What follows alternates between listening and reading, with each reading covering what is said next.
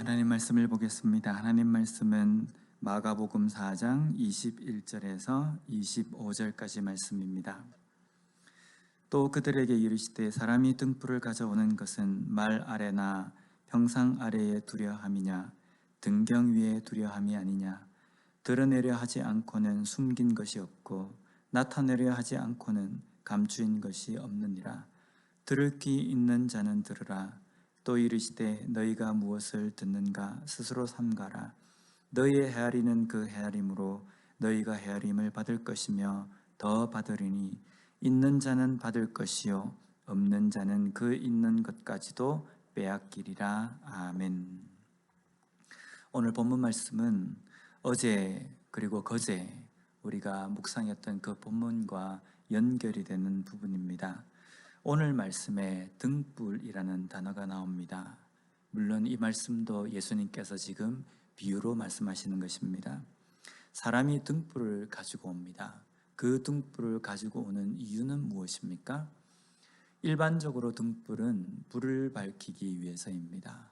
어두운 곳에 두고 불을 밝힘으로 말미암아 그 어두움을 쫓아내고 밝게 하기 위해서 등불을 가지고 옵니다. 그러면 그 등불에 불을 붙이고 그 등불을 어디에다 놓습니까? 일반적으로 다른 것이 없다고 한다면 높은 곳에다가 그 등불을 놓을 겁니다. 왜냐하면 그렇게 해야지만이 그 빛이 골고루 다 퍼지기 때문입니다. 그런데 오늘 본문에는 그 등불을 가져오는데 그 등불을 가져와서 어디다가 두느냐에 대해서 말과 평상 이 두 가지와 또 등경이 대조가 되고 있습니다. 일반적으로 등경이라는 것은 등불을 걸어 놓는 어떤 장치입니다.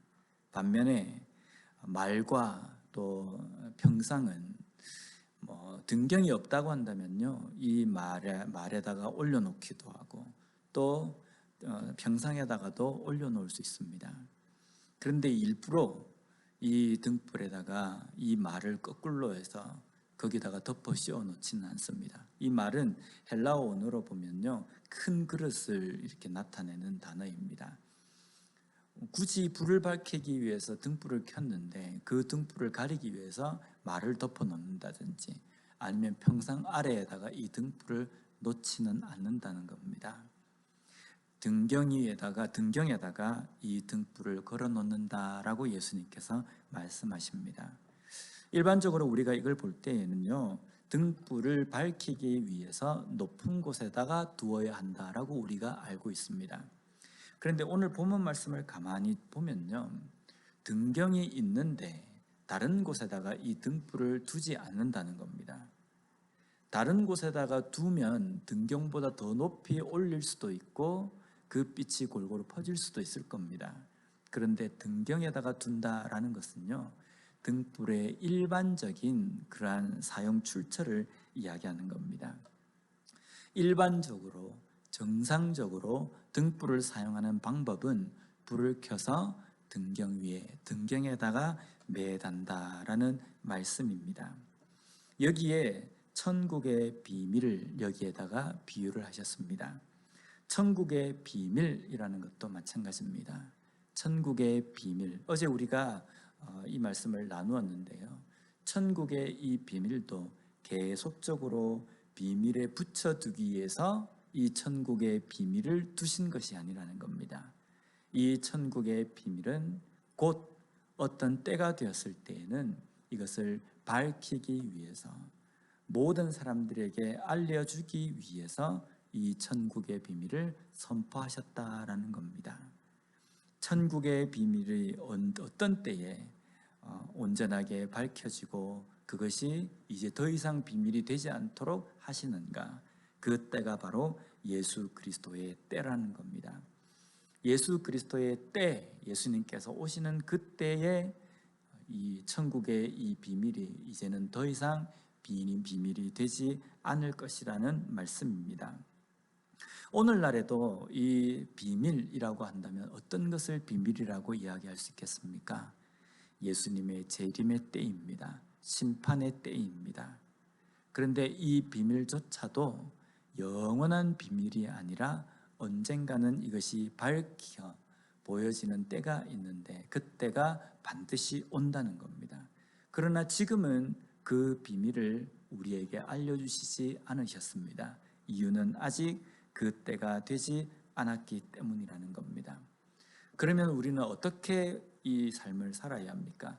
예수님 당시에도 그 비밀이었던 구원의 그 때를 예수님을 통해서 더 이상 비밀이 아니라 밝혀진 어떤 현실로 그들에게 주셨을 때에 열린 마음으로 그 복음을 받아들여야만 했던 것처럼 오늘날 우리가 예수님의 재림의 때, 이때가 언제이냐? 이 비밀을 밝혀보자 라고 해서 사는 것이 아니라 그 비밀을 밝히는 때는 오직 하나님의 권한 아래 있다는 겁니다. 그러면 우리는 그 비밀의 때가 오기 전에 그때까지 우리가 더 우리의 마음 가운데 하나님의 말씀을 통해서 또 믿음의 무장을 통해서 이 시대를, 그 때가 오기 전까지의 시대를 열심히 달려가야 된다는 겁니다. 우리가 때를 밝히는 것이 우리의 의무가 아니라 그 때가 오기 전에 하나님께서 우리에게 주신 그 말씀대로 지키며 영적인 싸움을 싸우는 것이 우리의 의무이며 본분이라는 것을 우리는 잊어서는 안 된다는 겁니다. 마지막으로 25절 말씀을 보면요, 있는 자는 받을 것이요 없는 자는 그 있는 것까지도 빼앗기리라. 여기 보면 있는 자 없는 자가 나오는데 무엇이 있고 무엇이 없느냐에 따라서 해석이 분분합니다. 어떤 사람은 하나님의 말씀이고 이것은 천국의 복음이며 이것은 믿음이다 라고 이렇게 이야기합니다. 그런데 이 말씀을 가만히 보면요, 있는 사람은 더 가지게 될 것이고 없는 사람은 더 없어질 것이다, 완전히 빼앗길 것이다 라고 한다면요, 복음의 때, 심판의 때에 우리가 가지고 있으면 더 가질 수 있는 것이 무엇입니까? 바로 복음, 또 믿음이라는 겁니다. 우리의 믿음, 우리의 이 복음의 그 은혜, 그 복음에 대한 확신, 이것을 가지고 있으면 그 때가 오기 전까지 우리의 삶에서는 그 복음 때문에, 믿음 때문에 누려야 될 기쁨을 지속적으로 더 크게 누리게 된다는 겁니다. 반면에 그것을 볼 수 있는 눈도 없고 믿음이 없는 상태라고 한다면요, 그 시간이 지나면 지날수록 그 기쁨을 누릴 수 있는 기회도 없어지고 그 기쁨을 누릴 수 없는 삶을 살게 된다는 겁니다. 하나님의 말씀을 잘 깨닫는 삶을 살아가고 계십니까? 왜 나는 하나님의 말씀을 읽어도 잘 와닿지 않지? 이런 생각을 갖고 계신 분이 계십니까? 혹시 말씀을 대할 때에 마치 소설책을 대하듯이 대하지는 않습니까? 혹시 하나님의 말씀을 대할 때에 그냥 글을 읽는 수준으로 말씀을 대하지는 않습니까? 우리에게 주신 이 성경은 하나님의 살아계신 말씀입니다. 진리라는 겁니다. 그렇기 때문에 우리는 이 말씀을 대할 때에 그 어느 다른 책을 대하는 그러한 자세처럼이 아니라 진리를 대하듯이 우리는 대해야 된다는 겁니다. 그리고 하나님의 말씀을 대할 때에는 오직 성령의 힘으로만 내가 깨달을 수 있기에 성령의 도우심을 간구하는 마음으로 기도하면서 말씀을 대해야 된다는 겁니다. 그랬을 때에 우리가 그 말씀을 잘 깨닫게 되고 그것을 잘 깨달아야지만이 그 깨달은 것으로 순종하는 자리에까지 갈 수 있게 된다는 겁니다. 순종하는 자리에까지 가야지만이 그 말씀으로 말미암아 우리는 결실을 맺는, 좋은 열매를 맺는 삶이 될 수 있다는 겁니다.